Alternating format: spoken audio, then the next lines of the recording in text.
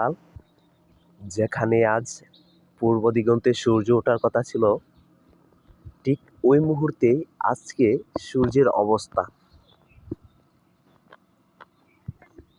আর এটা হচ্ছে বাংলাতে চৈত্র মাস চলে, যেখানে বলা হয় চৈত্র মাসের রোদের তাপে কুকুর নাকি পানিতে নামে। কিন্তু আমাদের বর্তমান ওয়েদার এতটাই চেঞ্জ হয়েছে যে আমরা চৈত্র মাসেই আষাঢ় এবং শ্রাবণের ফিল পাচ্ছি, এবং প্রতিদিন বৃষ্টি হচ্ছে, এবং বৃষ্টির সাথে ভারী বজ্রপাত এবং শিলাবৃষ্টি হচ্ছে। তাতে করে কিন্তু আমাদের ফসলেরও প্রচুর ক্ষতি হচ্ছে।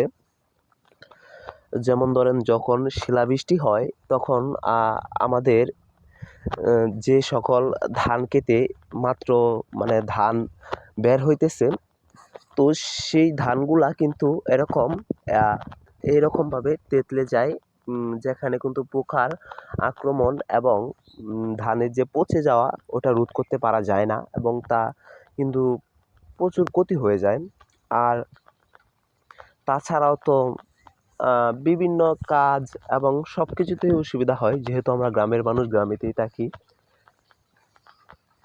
সব মিলিয়ে যখন অসময়ে বৃষ্টি আসে, বিষয়টা ভালো লাগার মতো হলেও কিন্তু এখন বিষয়টা কষ্টকর হয়ে যায়। যেমন ধরেন, এখন তো আমাদের ফসলের ক্ষতি হচ্ছে, কিন্তু আষাঢ় শ্রাবণে যখন বৃষ্টি হয় তখন তো আমাদের মাঠে ফসল থাকে না, তাই আমাদের এতটা চিন্তাও হয় না। তবে পানি হলেও চিন্তা হয় না। যেমন ধরেন, আমাদের এলাকার যে হাওড় এলাকা আছে, হাওড় এলাকা নাকি পানিতে ডুবে গেছে।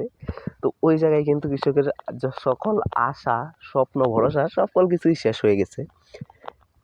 কিন্তু সব কিছুই তো আবহাওয়ার উপর নির্ভর করে, জলবায়ুর পরিবর্তন, সব কিছুরই পরিবর্তন হয়েছে। তো এতটুক ক্ষতি তো আমাদের মেনে নিতেই হবেই, কারণ এসবের জন্য দায়ী আসলে আমরা মানুষই।